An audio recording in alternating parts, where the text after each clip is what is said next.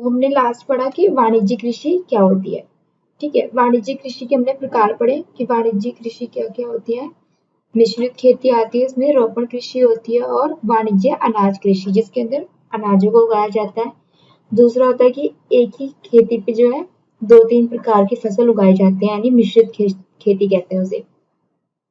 Third हमने पढ़ा कि रोपण कृषि क्या होती है। रोपण कृषि में कौन कौन से आते हैं, चाय, काजू, रबड़, केला, इस प्रकार की कृषि जो है रोपण कृषि में की जाती है। ठीक है, और इसमें हमने देखा एक तो वाणिज्यिक कृषि क्या होती है, यानी कमर्शियल फार्मिंग होती है, यानी जो फार्मिंग की जाती है वो बड़े पैमाने पे की जाती है, और उसको किस लिए की जाती है, आर्थिक रूप से की जाती है, यानी इसको पूंजी बनाने के लिए। फर्स्ट ऑफ ऑल क्या रिक्वायरमेंट होता है, हमें एक तो बड़ा क्षेत्र चाहिए, यानी उसको खेती करने के लिए। उसमें पूंजी चाहिए होती है अधिक मात्रा में, यानी पैसे की रिक्वायरमेंट होती है ज्यादा उसमें, और मशीनों का प्रयोग किया जाता है, यानी जो आधुनिक मशीनें होती है उनकी जो लागत लगती है। ठीक है, और कृषि हमने समझ ही लिया था कि प्राथमिक अर्थव्यवस्था यानी प्राइमरी सेक्टर में यूज होता है कृषि। और वाणिज्यिक कृषि यानी व्यावसायिक खेती, यानी जो व्यवसाय के लिए यूज की जाती है खेती, उसे वाणिज्यिक कृषि कहते हैं। आज काफी कम लोग हैं, बाकी सब नहीं आए आज।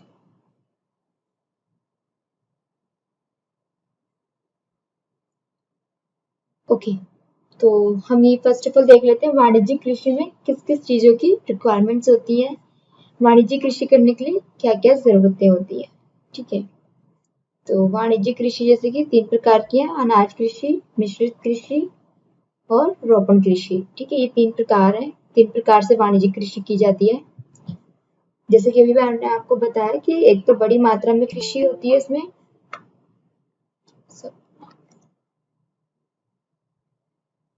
ठीक है, इसमें एक बड़ी मात्रा में कृषि होती है। सेकंड, जो कि कृषि की जाती है किस लिए की जाती है, बाजार में बिक्री के लिए। ठीक है, आपने जो फार्मर्स को देखे होंगे जो बड़े लेवल पे जो कृषि करते हैं, वो लोग क्या करते हैं, जो फसलों को उगाते हैं वो सिर्फ अपने यूजेस के लिए नहीं करते, वो पूंजी यूजेस के लिए भी करते हैं, यानी बाजार में बेचने के लिए भी यूज करते हैं। और इसमें जो है पूंजी की बड़ी मात्रा तथा मशीनों का प्रयोग होता है। और ये जो कृषि होती है किस पे डिपेंड होती है, किस मॉडर्न मेथड्स, यानी इसमें जो मेथड्स यूज किए जाते हैं वो मॉडर्न टेक्नोलॉजीज पे यूज किए जाते हैं। और इसमें किस प्रकार की खेती होती है, अनाज और मिश्रित तथा वृक्षारोपण जैसी कृषि जो है इसमें शामिल है। ओके, आप सबको स्क्रीन दिख रही है, प्रॉपर क्लियर है? Yes ma'am. ओके, और वॉइस भी क्लियर है, वॉइस ब्रेक तो नहीं हो रही है? नो मैम, क्लियर है मैम। ठीक है, ओके, ठीक है। और ये किस पर्पज से यूज की जाती है कृषि, व्यवसायिक उद्देश्यों के लिए। ठीक है,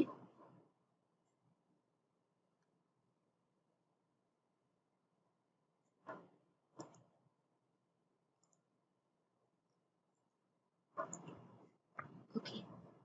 और इसमें किस किस प्रकार की जो कृषि की जाती है, वो कौन कौन सी फसलें उगाई जाती हैं, गेहूं, मक्का, ये मतलब मुख्य व्यावसायिक अनाज होते हैं जो मार्केट्स में बेचे जाते हैं। और ये कृषि कहाँ कहाँ पे इस्तेमाल होती है, कौन कौन से देश इसको अपनाते हैं, उत्तरी अमेरिका, यूरोपियन कंट्रीज, एशिया के समशीतोष्ण घास के मैदान। ठीक है, यहाँ पे जो है इस प्रकार की कृषि की जाती है बड़े पैमाने पर।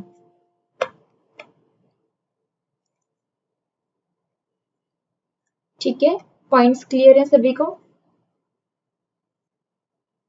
किसी को कोई प्रॉब्लम, डाउट, किसी को कुछ पूछना है तो वो आप पूछ सकते हो, क्लियर कर सकते हो।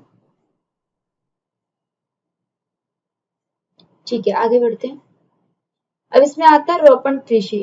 रोपण कृषि क्या होती है, ये भी कृषि का, वाणिज्यिक कृषि का भाग है। और रोपण कृषि में किस प्रकार की जो फसलें हैं वो उगाई जाती हैं, ये देखते हैं। चाय, कहवा, काजू, रबड़, केला, कपास जैसी जो फसलें हैं इसमें उगाई जाती हैं। ठीक है, और इसमें किन किन चीजों की आवश्यकता होती है, श्रम यानी मेहनत की और पूंजी की आवश्यकता होती है। और इसमें जो प्रोडक्ट्स होते हैं यानी उत्पाद जो होते हैं प्रसंस्करण जो है खेतों में होता है इनका या फिर निकट के जो कारखाने होते हैं उसमें जो है किए जाते हैं। ठीक है, इस प्रकार की खेती का जो प्रसंस्करण करते हैं यानी जो प्रोडक्ट्स होते हैं उनको क्लीन करने के लिए कहाँ पे यूज होता है, या तो वो खेतों में करते हैं या फिर पास में जो भी उनके कारखाने होते हैं उसके अंदर करते हैं। ओके, और इस प्रकार की कृषि कहाँ कहाँ पे यूज की जाती है, मोस्टली जो यूज की जाती है उष्णकटिबंधीय प्रदेशों में की जाती है। और इसके अलावा भी जो है कुछ कंट्रीज जो है ऐसी कृषि में जो है फसलें उगाती हैं, वो है मलेशिया जैसे कि रबड़ का उत्पाद करता है, ब्राजील में कहवा और भारत और श्रीलंका में चाय।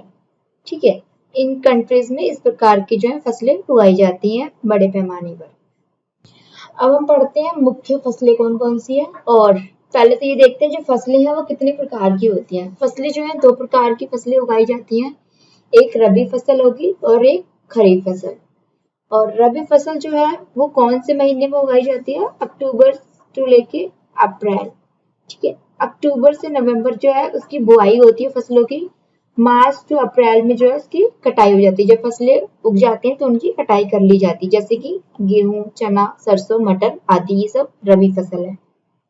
ठीक है, खरीफ फसल कौन से होते हैं, जो जून से लेके अक्टूबर तक के प्रोसेस में रहते हैं, जैसे कि जून जुलाई के जो मंथ होते हैं उसमें जो फसलों की बुआई होती है खरीफ फसलों की, और खरीफ फसलों की जो कटाई होती है वो सितंबर टू अक्टूबर के बीच में कटाई हो जाती है उनकी। तो ये जो है जून से लेके अक्टूबर का पूरा महीना इसमें चलता है। ये मानसून का मंथ होता है, यानी जो स्टार्टिंग मानसून होते हैं, रेनी सीजन, जैसे कि अभी जो महीना चल रहा है इसमें जो है खरीफ फसलें की उगाई की जाती है, जैसे कि चावल, दाल, सोयाबीन, मूंगफली इत्यादि। इस प्रकार की जो फसलें हैं खरीफ फसलें कहलाती है। मुख्य फसलों में जो आते हैं चावल, गेहूं, मिलेट, मक्का, कपास, पटसन, बाजरा, कॉफी तथा चाय। इस प्रकार की जो फसलें हैं मुख्य फसलें हैं, और ये बहुत सी कंट्रीज में जो है बड़े पैमाने पे उगाई जाती हैं। व्यवसायिक कृषि कह सकते हो आप इन्हें। ठीक है, क्योंकि इनके जो दाम है काफी अच्छे रेट में उनको प्राप्त होते हैं। और भारत में भी आपको पता है चावल, गेहूं, मक्का, कपास, बाजरा, कॉफी, चाय, ये भी सब काफी बड़े पैमाने पे उगाए जाते हैं। अब हम समझते हैं कृषि का विकास, कि फार्मिंग के जो डेवलपमेंट है वो किस प्रकार हुआ है, कृषि का विकास किस तरीके से हुआ है। आपको पता है कृषि क्यों अपनाई गई। एक तो फर्स्ट ऑफ ऑल हमारी जो जनसंख्या है भारत की, अगर हम भारत की कॉन्टेक्स्ट में देखें तो भारत की जनसंख्या जो है दिन प्रतिदिन बढ़ती जा रही है, उसका बढ़ता आकार। ठीक, और लोगों की डिमांड यानी उनकी मांग के कारण जो है कृषि का विकास हुआ। और कृषि उत्पादन को बढ़ाने, ऑब्वियस सी बात है जब जनसंख्या बढ़ेगी उनकी डिमांड होगी तो कृषि को क्या होगा, बढ़ाना पड़ेगा, क्योंकि आधे से ज्यादा लोग जो डिपेंड है वो कृषि पे डिपेंड है। ठीक है, जितने भी कृषि प्रोडक्ट्स होते हैं यानी जो भी फार्मिंग से रिलेटेड जो भी प्रोडक्ट्स होते हैं वो लोगों की जरूरतमंद को आवश्यकताओं को पूरा करते हैं। तो इसलिए जो है कृषि काफी बड़े पैमाने पे अब की जाती है।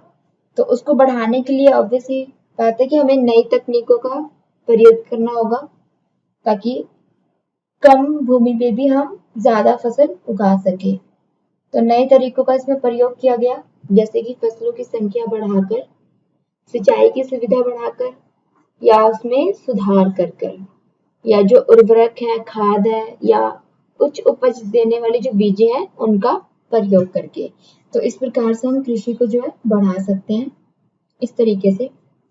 और कृषि का ही मशीनीकरण भी कृषि विकास का एक पहलू है, यानी ऑब्वियस सी बात है, हमें कि कृषि करनी है तो हमें मशीनों की भी रिक्वायरमेंट्स पड़ेगी। बड़े पैमाने पर जो कृषि की जाती है उसके लिए बड़े मशीन्स उनकी रिक्वायरमेंट्स होती है, तो मशीनरीकरण का भी कृषि का एक पहलू है। कृषि का विकास जो है मुख्य, इसका उद्देश्य क्या है, कृषि का जो विकास हुआ उसका मुख्य उद्देश्य यानी मुख्य लक्ष्य जो है खाद्य सुरक्षा को बढ़ाना है, यानी जो खाद्य है देश में उनको सुरक्षित करना उनका मुख्य लक्ष्य है। क्लियर, यहाँ तक क्लियर है, किसी का कोई डाउट। No ma'am. ओके, किसी को कुछ पूछना है या कोई अपनी तरफ से कोई पॉइंट्स ऐड करना चाहता है तो आप लोग डिस्कस कर सकते हैं। नो क्योंकि मैम। ओके, क्योंकि जब तक आप लोग अपने डाउट्स क्वेरी क्लियर नहीं करेंगे तब तक आपको जो कंसेप्ट है वो क्लियर नहीं होंगे। ये तो अभी हम बेसिक पढ़ रहे हैं, बहुत छोटे लेवल का। अभी जैसे जैसे हम आगे बढ़ेंगे आपको काफी डिटेल्स, काफी डीपली में आपको समझना होगा, काफी डीपली में आपको पढ़ना होगा। ठीक है, तो ये अभी बेसिक कंसेप्ट है कि आपका बेसिक कंसेप्ट जो है वो क्लियर होना चाहिए एनसीईआरटी का। ओके, तो कृषि होगी। अब हम पढ़ेंगे उद्योग। उद्योग यानी इंडस्ट्रीज, जो भी कंट्रीज में उद्योग की स्थापना की गई यानी औद्योगिकरण। तो अभी जैसे कि हमने पढ़ा, इसमें जो सेक्टर्स होते हैं वो 3 लेवल पे होते हैं। First primary, secondary and third sector रहते हैं, यानी प्राथमिक क्षेत्र, द्वितीय क्षेत्र और तृतीय क्षेत्र। प्राथमिक क्षेत्र में कौन सी चीजें काउंट होती हैं? कृषि यानी फार्मिंग जो है वो किसमें काउंट होता है? प्राइमरी सेक्टर में। द्वितीय क्षेत्र में हमारे उद्योग आते हैं, जितने भी इंडस्ट्रीज होते हैं। और थर्ड यानी जो थर्ड सेक्टर है यानी तृतीय क्षेत्र है, उसमें सेवा क्षेत्र आते हैं, जो भी सेवा प्रदान करते हैं। और उद्योग को समझने के लिए फॉर एग्जाम्पल हम एक एग्जाम्पल लेते हैं, जैसे कि पेड़। पेड़ क्या है? हमारा प्राइमरी सेक्टर आप मान लो, कृषि के रूप में आ गया पेड़, यानी वनारोपण कर दिया गया। अब पेड़ को क्या करेंगे? कट डाउन यानी उसको काट लिया जाएगा और उसके अंदर क्या यूज किया जाएगा? पल्प। ठीक है, विल। तो फर्स्ट सेक्टर क्या काउंट हो गया हमारा? एक प्रकार से प्राइमरी सेक्टर में क्या आ गया कि हमने पेड़ों की कटाई कर ली, यानी पेड़ उगाया और उसकी कटाई कर ली गई। सेकेंडरी में कैसे चेंज करेंगे उसे? यानी उद्योग की रिक्वायरमेंट होगी। अगर हमें कोई प्राइमरी सेक्टर की कोई प्रोडक्ट है, उसे कन्वर्ट करने के लिए हमें किस चीज की रिक्वायरमेंट होगी? उद्योग की, यानी नेल्स की। ठीक है, तो उसको हम, अगर हमें पेड़ से एक कागज बनाना है, तो कागज बनाने तक का जो सफर होता है उसका कैसे होता है? पहले पेड़ को काट लिया जाता है, उसके बाद जो वुड पल्प होते हैं यानी जो लुगदी होती है, जिसे आप हिंदी में लुगदी कह सकते हो, उसे जो है अच्छे से मिक्स कर लेते हैं। किसके साथ? केमिकल्स के साथ। उसे अच्छे से मिक्स कर लिया जाता है और उसके बाद उन्हें जो है पेपर में कन्वर्ट कर दिया जाता है। उससे आप नोटबुक्स या बुक्स जो है बना सकते हैं। तो ये एक तरीके से हमारा जो है थर्ड सेक्टर में जो है कन्वर्ट, यानी सेवा हमने प्रदान कर दी। फर्स्ट में हमने पेड़ों को कट किया, सेकेंडरी में हमने उसको उद्योग में लाके उसको जो है पेपर में कन्वर्ट करने के लिए उसको मिक्सअप किया। थर्ड में हमने जो है बुक्स, नोटबुक्स बना के लोगों के साथ पहुंचाया। क्लियर है ये तीनों एग्जाम्पल? समझ आया आपको? Yes, ma'am. ओके, तो इसे क्या कहते हैं? Forest based industry. यानी जो फॉरेस्ट बेस्ड इंडस्ट्रीज होती है, यानी इंडस्ट्री जो किस पे बेस्ड है? फॉरेस्ट पे। ठीक है, तो इसे कहते हैं फॉरेस्ट बेस्ड इंडस्ट्रीज। अब हम समझ लेते हैं कि उद्योग होता क्या है। बेसिकली उद्योग होता है जिसका संबंध हो आर्थिक गतिविधि से। ठीक है, जिसकी संबंध किससे होता है? आर्थिक गतिविधियों से। इकोनॉमिकल उसका जो चलता है प्रोसेस, गतिविधि, उसमें जो है आर्थिक रूप से काम करती है। और इसमें क्या होता है? जो माल होते हैं यानी जो प्रोडक्ट्स होते हैं उनका उत्पादन यानी उनका प्रोडक्शन करना, खनिज जो होते हैं उनका निष्करण करना, उनको सफाना, उनको धातु में चेंज करना, और सेवाओं का प्रावधान। इस प्रकार से हम इसे कहते हैं उद्योग। उद्योग में ये सारी जो गतिविधियां होती हैं आर्थिक से रिलेटेड। अब हम ये देखते हैं उद्योगों का वर्गीकरण कितने प्रकार से किया गया है। तो उद्योगों का वर्गीकरण जो है वो 4 प्रकार से होता है। और इसमें जो होते हैं, पहले तो रॉ मटेरियल से बनाया जाता है उद्योगों के अंदर लाके। ठीक है, यानी कच्चे माल के अंदर किस कौन कौन सी चीजें आ गई? फर्स्ट है हमारा कृषि आधारित उद्योग, यानी जो कृषि से बेस्ड होता है, जिसके अंदर खाद्य संसाधन प्रोडक्ट्स होते हैं, वनस्पति तेल होता है, सूती वस्त्र है, डेयरी उत्पाद हो गए, चर्म उद्योग हो गए। यानी इस प्रकार के जो प्रोडक्ट्स होते हैं जिनसे वनस्पति तेल बनता है, सूती वस्त्र बनते हैं, डेयरी उत्पाद यानी जो भी डेयरी प्रोडक्ट्स होते हैं, दूध, मक्खन, घी, ये सब कैसे बनते हैं? पहले कृषि आधारित उद्योग से, यानी पहले फार्मिंग की जाती है इनकी, उसके बाद इनको जो है उद्योग में लाके प्रोडक्ट्स में कन्वर्ट किया जाता है। तो इसे बोलते हैं कृषि आधारित, यानी कृषि जो प्रोडक्ट्स होते हैं। सेकंड होता है खनिज आधारित उद्योग। खनिज हो गए जैसे कि अयस्क से निर्मित लोहा। ओके, कोई ज्वाइन हुआ है? ओके, ठीक है। ठीक है, जैसे कि अयस्क से निर्मित क्या होता है? लोहा। और उससे क्या बनाई जाती है? भारी मशीनें, और भवन निर्माण जैसी सामग्री जो है उससे बनाई जाती है, या फिर रेल के डिब्बे हो गए, यानी लोहा से जो बने प्रोडक्ट्स होते हैं। ठीक, अब थर्ड आता है समुद्र आधारित उद्योग, यानी जो समुद्र के जो प्रोडक्ट से रिलेट करते हैं, जैसे कि तेल हो गया तथा मत्स्य तेल का निर्माण करना। ऑब्वियसली बात है, जितने भी प्राइमरी प्रोडक्ट्स होते हैं, यानी जितने भी जो है कच्चे मटेरियल्स होते हैं, उनको उद्योग में लाके जो है प्रोडक्ट्स में कन्वर्ट किया जाता है। फोर्थ होता है वन आधारित उद्योग, जो वन से रिलेटेड होते हैं, जैसे कि पेड़ से क्या बना सकते हैं हम, कागज, लकड़ियों से क्या बन सकता है, फर्नीचर, या फिर घर के बनाने की सामग्री जो होती है, भवन निर्माण की जो चीजें होती हैं, उसको हम किससे बनाते हैं, वन की कटाई करके, यानी पेड़ों से। ठीक है, ये चारों पॉइंट्स क्लियर है सभी को? Yes ma'am. ठीक है, बाकी सबको क्लियर है? किसी को कोई डाउट, कुछ पूछना है? ठीक है, ओके। अब हम देखते हैं कि उद्योग का जो आकार है वो किस प्रकार है। आकार की बात करें तो किससे बात की जा रही है कि उद्योग का जो आकार, यानी किस प्रकार हम जो आकार की बेस पर उसे डिवाइड कर सकते हैं कि बड़ा उद्योग है या छोटा उद्योग है। जो इनके जो प्रकार होते हैं ये किस पे बेस्ड होते हैं, आकार पे। और आकार किस पे बेस्ड होते हैं कि निवेश की गई पूंजी पे आधारित होता है, कि उद्योग में जो लगाया गया यानी इन्वेस्ट की गई जो राशि होती है, कॉस्ट होता है, जो पैसा होता है, एक तो उसके बेस पे। सेकंड, नियोजित लोगों की संख्या, कि उसके अंदर कितने लोग काम कर रहे हैं, ये चीज मैटर करती है उद्योग को बनाने के लिए। और थर्ड है उत्पादन की मात्रा, यानी जो आउटपुट मिल रहा है, जो प्रोडक्ट मिल रहा है, उसकी मात्रा कितनी है। ठीक है, तो ये तीनों चीजें जो है उद्योग पे डिपेंड करती हैं। और इन्हीं की बेस पे जो है उद्योग को दो पार्ट्स में डिवाइड किया गया है। फर्स्ट है लघु या फिर कुटीर उद्योग। लघु उद्योग वो होते हैं जो छोटे लेवल पे यूज किए जाते हैं, और इसमें जो है टेक्नोलॉजीज या मशीनों का जो है प्रयोग नहीं होता है। इसमें पुरानी विधियों से जो है कार्य किए जाते हैं, यानी जैसे कि घर में जो उद्योग होते हैं, ठीक है, जो छोटे मोटे काम करते हैं। बृहत आकार के उद्योग जो है बड़े लेवल के जो उद्योग होते हैं, बड़े प्रकार के, ठीक है, जिसमें काफी मशीनों की रिक्वायरमेंट्स होती है, काफी पूंजी की रिक्वायरमेंट्स होती है, और काफी मात्रा में जो है लोग होते हैं उसको काम करने के लिए। ठीक है, तो हम पढ़ते हैं स्वामित्व के आधार पे भी जो है उद्योग होते हैं। जैसे कि हम स्वामित्व के आधार पर जो उद्योगों को बांटा जाता है, जैसे कि निजी क्षेत्र यानी प्राइवेट सेक्टर हो गए, कि जो निजी है जिनका अपना खुद का है, ठीक है, वो दूसरा राज्य स्वामित्व, जो राज्य के अंडर जो लोग काम करेंगे उनका अपना अधिकार होगा उद्योग पे।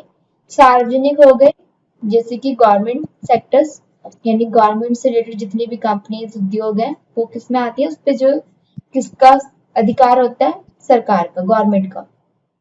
संयुक्त क्षेत्र और सहकारी क्षेत्र, इसमें जो दो से या दो से अधिक लोग जो है शामिल होते हैं, संयुक्त क्षेत्र कहते हैं। ठीक है, सहकारी क्षेत्र का मतलब क्या हुआ मैम? सहकारी और संयुक्त एक ही बात है। संयुक्त यानी जो है जुड़े हुए लोग, यानी एक सिंगल इंसान नहीं होता, एक सिंगल बंदा नहीं होता उसको चलाने के लिए, उनके साथ जो है दो या दो से अधिक लोग होते हैं उस कंपनी उद्योग को चलाने के लिए, उनका अपना अधिकार होता है उस पे। जैसे कुछ कंपनीज होती है उनका जो है पार्टनरशिप, जैसे बोल सकते हो आपकी कंपनीज के साथ जो है पार्टनरशिप्स है लोगों के। ठीक है, इस प्रकार आप समझ सकते हो संयुक्त क्षेत्र और सहकारी क्षेत्र। क्लियर है? ओके। मतलब इसमें किसी सिंगल इंडिविजुअल किसी का अधिकार नहीं होता, इसमें दो से या अधिक लोग होते हैं उसमें जिनका अपना अधिकार होता है। ठीक है, यस मैम। और सार्वजनिक आपको पता चल गया, पब्लिक सेक्टर यानी जिसपे गवर्नमेंट का अधिकार होता है। राज्य यानी राज्य के अंदर जो कोई उद्योग है उस पे उसका अधिकार होगा, राज्य के जो लोग होंगे। ठीक, और निजी हो गया जिसका अपना खुद का उद्योग है, सिंगल बंदे का अधिकार होगा उस पे। क्लियर है पॉइंट्स? Yes ma'am. ठीक है, अब हम देखते हैं उद्योगों की जो अवस्थिति है उसको कौन से कारण है जो प्रभावित करते हैं, यानी फैक्टर्स कौन कौन से हैं उसको प्रभावित करने वाले। फर्स्ट ऑफ ऑल, उद्योग को प्रभावित कौन सी चीजें करती है, कच्चे माल की उपलब्धता। अगर कच्चा माल ही नहीं होगा तो उद्योग में बनेगा ही क्या, राइट। रॉ मटेरियल्स की रिक्वायरमेंट होगी, जो हमने पढ़े हैं, जो चार प्रकारों से प्राय जो उपलब्ध होते हैं कृषि आधारित, खनिज, समुद्र और वन से। ये रॉ मटेरियल्स आते हैं, फिर उनको उद्योग के अंदर जो है प्रोडक्ट्स बनाने में कन्वर्ट किए जाते हैं। ठीक है, कच्चे माल की उपलब्धता होगी। दूसरा, उद्योग बनाने के लिए क्या चाहिए होगा हमें? भूमि, जल, श्रम, राइट। यानी उद्योग जो है इन सब चीजों पे बेस्ड है। अगर ये सब चीजें नहीं होंगी तो उद्योग बन ही नहीं सकता। ठीक है, clear points? Yes ma'am. Okay, और इसके लिए हमें अगर उद्योग लगाना है तो हमें शक्ति भी चाहिए, पूंजी भी चाहिए और विद्युत भी, यानी इलेक्ट्रिसिटी की भी रिक्वायरमेंट होगी। और जहां पे ये सब चीजें होती है वहीं पे उद्योग को स्थापित किया जाता है। विदाउट इन सब चीजों के उद्योग बन ही नहीं सकता, स्थापित ही नहीं हो सकता। और परिवहन की रिक्वायरमेंट ऑब्वियसली होता है, जो भी प्रोडक्ट्स बनेंगे उनको ले आने के लिए या जाने के लिए किनकी रिक्वायरमेंट्स होगी? व्हीकल्स की, यानी परिवहन। और उद्योग प्रोडक्ट्स को बेचने के लिए क्या चाहिए? मार्केट, बाजार की रिक्वायरमेंट और संचार। इन सब चीजों की जो है रिक्वायरमेंट्स होती है, यानी ये सब कारक जो है उद्योग को इफेक्ट करते हैं, प्रभावित करते हैं एक उद्योग बनाने के लिए। ठीक है, और बेसिकली उद्योग कहाँ पे बनाए गए हैं? औद्योगिकरण से जो है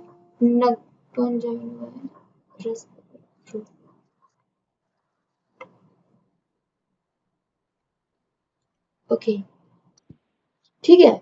तो औद्योगिकरण जो है नगरों और शहरों का विकास में जो है वृद्धि करते हैं। यानी जो उद्योग है इनसे क्या होगा? अगर नगरों और शहरों में जो उद्योग लगाए जाएंगे उससे एम्प्लॉयज बढ़ेंगे, लोगों को रोजगार मिलेगा, राइट। और मार्केट जो है उसका क्षेत्र जो है वो बड़ा होगा। ठीक है, तो एक प्रकार से ये वृद्धि करते हैं शहरों और नगरों में डेवलप होने के लिए। हमारी अर्थव्यवस्था को बढ़ाने के लिए जो है उद्योग की रिक्वायरमेंट्स होती है। अब देखते हैं औद्योगिक प्रदेश कौन कौन से हैं। तो अगर हम कंट्रीज की बात करें तो पूर्वोत्तर अमेरिका, पश्चिमी तथा मध्य यूरोप, पूर्वी यूरोप और पूर्वी एशिया आदि जैसी कंट्रीज जो है जहाँ पे इंडस्ट्रियलाइजेशन किया गया है, यानी औद्योगिकरण, उद्योग लगाए गए हैं। अगर हम भारत के कॉन्टेक्स्ट में बात करें तो भारत में कौन कौन से प्रदेश हैं? जैसे मुंबई से पुणे जो समूह ग्रुप है वो, बैंगलोर, तमिलनाडु, हुगली, अहमदाबाद, वडोदरा, छोटा नागपुर, विशाखापट्टनम, गुड़गांव, दिल्ली, मेरठ, कोल्लम, तिरुवनंतपुरम आदि प्रदेश जो है ये भारत में है जहाँ पे ज्यादा मात्रा में उद्योग पाए जाते हैं। ठीक है, क्लियर है points? Yes ma'am. Okay, good. अब हम पढ़ेंगे औद्योगिक विपदा, यानी उद्योगों को लगाने से विपदा भी हो सकती है, दुर्घटना भी हो सकती है। पर वो किस केस में होती है, किस रेयर केसेस में होती है, ये हम देखेंगे। किन कारणों से जो है औद्योगिक विपदा या दुर्घटना होती है। ठीक है, तो किन कारणों से हो सकती है आप बताएंगे? कुछ लोगों को कुछ आइडिया, किसी को?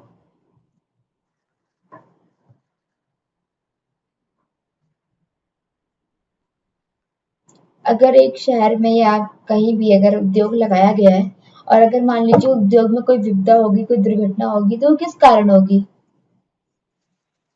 Technical issue. Okay, technical issue. अच्छा, किसी ने पूछा है, जूनियर विजय ने कि हरित क्रांति इसमें नहीं आएगी। हरित क्रांति की बात नहीं कर रहे हैं, आएगी, लेकिन वो नेक्स्ट टॉपिक में पढ़ेंगे। ठीक है, अभी हम पढ़ रहे हैं उद्योग, और ये भी हम बेसिक पढ़ रहे हैं अभी अभी ये भी जो है डीपली में हम पढ़ेंगे इन सबको भी। ठीक है, न्यू टेक्नोलॉजी ना लाने की वजह से। ओके, ठीक है, और न्यू टेक्नोलॉजीज हो गए, और कुछ रीजंस, या टेक्निकल इशू हो गया, कुछ सही ढंग से प्रयोग नहीं किया गया उनका, राइट। तो कुछ इस प्रकार की जो है, देखिए फर्स्ट ऑफ ऑल हमारा तकनीकी विफलता, यानी अगर टेक्निक में कोई इश्यू हो गया, कोई गड़बड़ी होगी, उसके खराब होने की वजह से क्या होगी? औद्योगिक विपदा हो जाएगी। सेकंड, संकट उत्पन्न पदार्थों के बेहतरीन उपयोग के कारण घटित। ठीक है, जो भी हम प्रोडक्ट्स के अंदर यूज कर रहे हैं उसकी वजह से क्या हो गया? अगर वो ढंग से काम नहीं किया तो उसकी वजह से भी विपदा हो सकती है।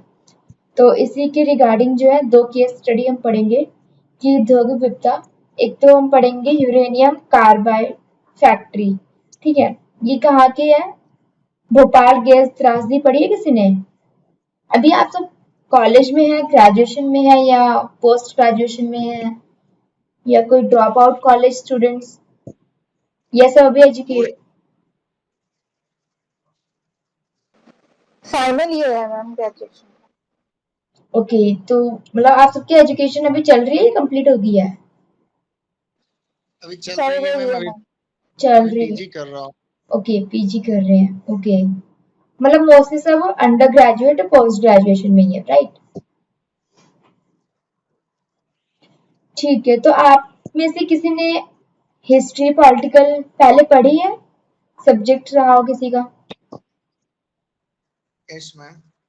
ठीक है, तो अगर आपने इसमें देखा होगा, अगर आपने हिस्ट्री वगैरह पढ़ी हो तो उसमें आपने पढ़ा होगा भोपाल गैस त्रासदी, यानी भोपाल गैस ट्रेजेडी जो थी वो कब हुई थी? 3 दिसंबर 1984 को। ये बहुत बड़े लेवल पे जो है गैस त्रासदी हुई थी, जिसमें काफी लोगों की मृत्यु हुई थी, काफी लोग घायल हुए थे। और आज भी आप उनको अगर देखेंगे, उसमें से जो लोग बच भी गए हैं तो उनमें से कोई ना कोई जो है डिजीज से प्रभावित है, यानी कोई किसी न किसी को कोई ना कोई बीमारी हुई पड़ी, जैसे त्वचा से रिलेटेड हो गया। इस पर एक मूवी भी आ चुकी है राजपाल यादव की, हाँ राइट, इस पे ही एक मूवी भी बनी हुई है, ठीक है।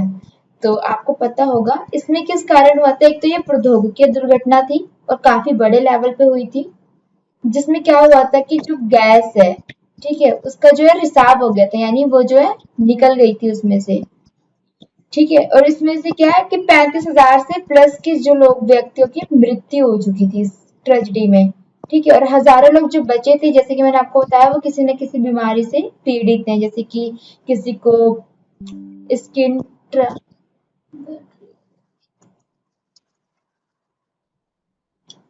ठीक है। तो ये सारी चीजें पॉइंट्स हैं जो हमें बताती है कि भोपाल गैस त्रासदी किस प्रकार हुई थी, ठीक है। और इसी प्रकार एक जो है चीन में भी हम देख सकते हैं, चीन में भी 23 दिसंबर 2005 में गाओ काओ, यानी एक एरिया का नाम है, जिसमें चोंगिंग में गैस कूप जो है विस्फोट हुआ था, ठीक है। जैसे गैस त्रासदी हुई थी, वैसे एक चीन में भी गाओ काओ में एक गैस कूप विस्फोट हुआ था, जिसके अंदर 243 लोगों की मृत्यु हुई थी। मतलब एक एनालाइज के या एक आंकड़े की तरह जो बताया गया गवर्नमेंट के थ्रू, वो ये है कि 243 लोगों की जो है मृत्यु हुई थी इसमें, और 9,000 से ऊपर के लोग जो है दुर्घटनाग्रस्त हुए थे, यानी घायल हुए थे वो लोग, ठीक है। और इसमें जो है 64,000 जो लोग हैं विस्थापित किए गए थे, यानी उस जगह से जो है खाली करवा दिए गए थे। और उसमें से भी जो लोग बचे थे, वो उनको भी कोई ना कोई डिजीज आज के टाइम में हुई पड़ी है, या जो उनकी जनरेशन है, जो उनकी फैमिली है, उनके बच्चे हैं, उनको कोई ना कोई डिजीज हुई है, ठीक है। तो ये आपको समझ आ गया। अब आके आप डिटेल्स में पढ़ना चाहो तो इसमें मटेरियल्स आपको जो है प्रोवाइड कर दी जाएगी, उसमें से आप डिटेल्स में पढ़ सकते हैं। ये मैंने आपको सिर्फ बेसिक कॉन्सेप्ट क्लियर करने के लिए बताया है, ठीक है। समझ आया? ये पॉइंट्स क्लियर है आपको? Yes ma'am. Yes ma'am. ठीक है, तो आप देख सकते हो मैम कि, इसका कैसे लिख पाएंगे? सॉरी, मैम इसका हम लोग नोट्स कैसे लिख पाएंगे? नोट्स देखो, एक तो मैं आपको जो आपका ग्रुप है जिसमें आप यादव सर से जुड़े हुए हैं, मैं आपको उसमें भी प्रोवाइड कर दूंगी। प्लस मेरा एक यूट्यूब चैनल भी है, जिसमें हमारी रिकॉर्डेड वीडियो जो है वहां पे भी अपलोड की जाएंगी, आप वहां से भी जो है ज्वाइन कर सकते हो, आप वहां से भी जो है क्लासेस देख सकते हो, ठीक है। बाकी उसके नीचे डिस्क्रिप्शन में मेरा व्हाट्सएप ग्रुप भी है, आप वहां से ज्वाइन कर सकते हो, जिसमें मैं अपने ग्रुप पे ही आपको मटेरियल्स प्रोवाइड कर दूंगी, या किसी को कोई डाउट हो, कोई क्वेश्चन हो, तो आप ग्रुप में डिस्कस कर सकते हैं। कहाँ पे आपका व्हाट्सएप ग्रुप है मैम? आप मेरे लक्ष्मी आईएएस क्लासेस पे जाएंगे यूट्यूब चैनल पे, वहां आप सर्च करेंगे तो वहां पे जो है आपको डिस्क्रिप्शन में व्हाट्सएप ग्रुप मिल जाएगा, ठीक है। या फिर मैं यादव सर को बोल दूंगी, वो आपको जो है लिंक शेयर कर देंगे, ठीक है। आप वहां से ज्वाइन हो सकते हैं। और बाकी आपके भी जैसे फ्रेंड्स हो, कलीग्स हो, या रिलेशन में भी हो जिनको यूपीएससी की प्रिपरेशन करनी हो या पीसीएस की तैयारी करनी हो, तो आप उनको भी जोड़ सकते हो, because it's a free classes, right. इसमें कोई आपसे पैसा नहीं लिया जा रहा है, कोई ऐसा नहीं है कि आपकी जो फीस ली जा रही है। इसमें आपको फ्री ऑनलाइन क्लासेस दी जा रही है, वो भी बेसिक एनसीईआरटी से। तो आप मैम जितने यूट्यूब चैनल आपका क्या है? Lakshmi IAS classes. Right, Lakshmi IAS classes के नाम से मेरा यूट्यूब चैनल है। अब ये स्टार्टअप ही है, बिकॉज ये स्टार्ट ही हुआ है 1 मंथ। तो उसमें जो है बेसिक कॉन्सेप्ट जो है क्लियर किए जाते हैं। तो उसमें आप जो अभी जो मैंने आपकी जो अभी क्लास ली है वो मैंने रिकॉर्ड करी है, वो रिकॉर्डेड क्लासेस जो है मैं वहाँ पे भी अपलोड करूंगी, आप वहाँ पे भी देख सकते हो। या इससे रिलेटेड जो नोट्स होंगे मैं आपको वो ग्रुप में शेयर कर दूंगी, आप वहाँ पे रीड कर सकते हो, या उनका पीडीएफ आपको प्रोवाइड कर दिया जाएगा। ठीक है,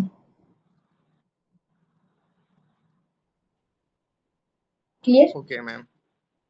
ओके, ठीक है। किसी को डाउट, कोई क्वेरी हो किसी और की तो वो क्लियर कर सकते हैं अपने पॉइंट्स। बाय द वे, आप लोग क्लासेस जो लेते हैं उसके बाद आप लोग री रिवाइज करते हैं क्लासेस को पढ़ने के बाद, या कुछ कॉन्सेप्ट जो क्लियर नहीं होते वो लोग आप सर्च करते हैं, या घर पे जैसे आप लोग सेल्फ स्टडी करते होंगे। कितने आवर्स की स्टडी करते हैं आप लोग डे में?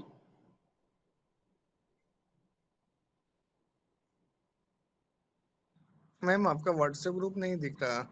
डिस्क्रिप्शन में मेंशन होगा ना। नहीं शो कर रहा है।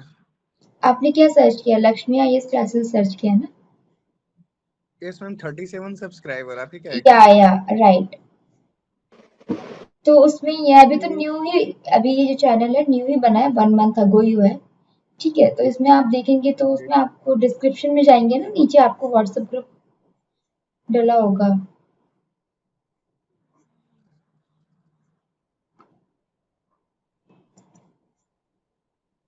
नहीं शो कर रहा है आपका व्हाट्सएप ग्रुप। नहीं हो रहा, कोई नहीं, मैं वो दोबारा चेक कर लूंगी, अगर नहीं होगा तो मैं वहाँ ऐड कर दूंगी, और एक बार मैं यादव सर को बोल दूंगी वो आपको शेयर कर देंगे। ठीक है, आप वहां से जुड़ जाइएगा। Okay ma'am, thank you. ठीक है। तो मैंने अभी क्वेश्चन किया, आप लोग कितने आवर्स की सेल्फ स्टडी करती हैं घर पे?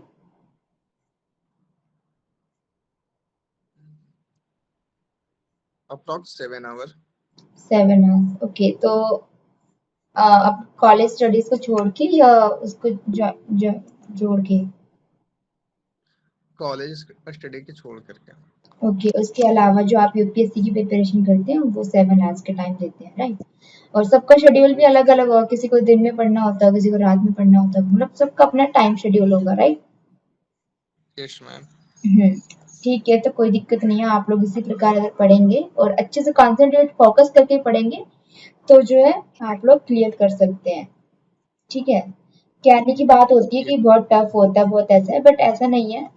अगर आप अच्छे से पढ़ेंगे, चीज़ों को क्लैरिटी से, कंसेप्ट जो है उनको अच्छे से समझेंगे कि क्या है, क्या इंपॉर्टेंस है, किस प्रकार आपको पढ़ना चाहिए, ठीक है, कितना टाइम देना चाहिए, तो उस अकॉर्डिंग आप जो है अच्छे से क्लियर कर सकते हैं। ठीक है, ठीक है, तो हम लोग आगे करते हैं। ठीक है, तो बाकी जो है लास्ट पॉइंट है वो मैं आपको क्लियर कर देती हूँ। ठीक है, उसके बाद हम क्लास जो है ओवर कर देंगे, नेक्स्ट क्लास में फिर जो है डिटेल्स में पढ़ेंगे आगे। ठीक है, तो जैसे कि मैंने अभी आपको बताया, और जो अभी जो आज के टाइम में जो उभरते हुए नए उद्योग हैं, ठीक है, उनको किस नाम से बोला गया है? सनराइज उद्योग।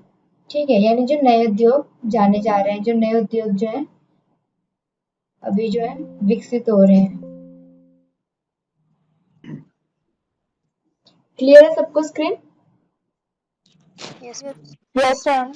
ठीक है, तो जो अभी जो आज के टाइम में जो बढ़ रहे हैं उद्योग, या जो काफी टाइम से जो उद्योग जो है अभी विकसित हुए हैं, उन्हें किस नाम से बोला गया है? सनराइज उद्योग के नाम से जाना गया है। ठीक है, जैसे कि सूचना प्रौद्योगिकी, यानी जो आईआईटी कंपनी है, या आईआरटीओ जो कंपनीज हैं, ठीक है, इस प्रकार की जो कंपनीज जो अभी, या स्वास्थ्य लाभ कंपनीज हैं, ठीक है, या सत्कार, या ज्ञान से संबंधित जितने भी उद्योग जो है अभी जो स्थापित किए गए हैं, जिनका विकास जो है उन्हें सनराइज उद्योग के नाम से जाना गया है। ठीक है, अगर हम टेक्नोलॉजीज की बात करें, टेक्नोलॉजी कंपनीज मोस्टली कहाँ पे है? हैदराबाद, चेन्नई, या बैंगलोर जैसी कंपनीज। ठीक है, इसमें क्या है? मोस्टली आईआईटी कंपनीज हैं, राइट? इंफॉर्मेशन टेक्नोलॉजीज वहाँ पे ज्यादा यूज होती हैं। ठीक है। और देश में जो प्रथम अगर हम वस्त्र उद्योग की बात करें तो वो कब हुआ था स्टार्ट? 1818 ईस्वी में हुआ था। कहाँ पे? कोलकाता के समीप फोर्ट गैलेस्टर, ये एक नाम है, वहां पे स्थापित हुआ था। लेकिन आगे चल के जो उद्योग है वो हट गई, मतलब वहां पे जो है ये जो वस्त्र उद्योग जो उद्योग लगाया गया 1818 में, ये आगे चल के जो है विकसित नहीं हुई ज्यादा, तो उस टाइम पे जो है इसका गठन हो गया, यानी ये हट गई वहां से। ठीक है, तो ये था आज की जो क्लास में हमने पढ़ा इंडस्ट्रीज का बेसिक कॉन्सेप्ट। ठीक है, कि उद्योग क्या होते हैं, किन किन सेक्टर्स में डिवाइड होते हैं, आकार की बेस पे कितने पर डिवाइड किया गया है, स्वामित्व के आधार पर कौन कौन से उद्योग डिवाइड किए गए हैं, उसको प्रभावित करने वाले कारक कौन से हैं, औद्योगिक प्रदेश कौन से हैं, औद्योगिक विपदा और दुर्घटना कौन सी है। ठीक है, तो ये सारी जो है आज की क्लास में हमने ये डिस्कस किया। ठीक है, बाकी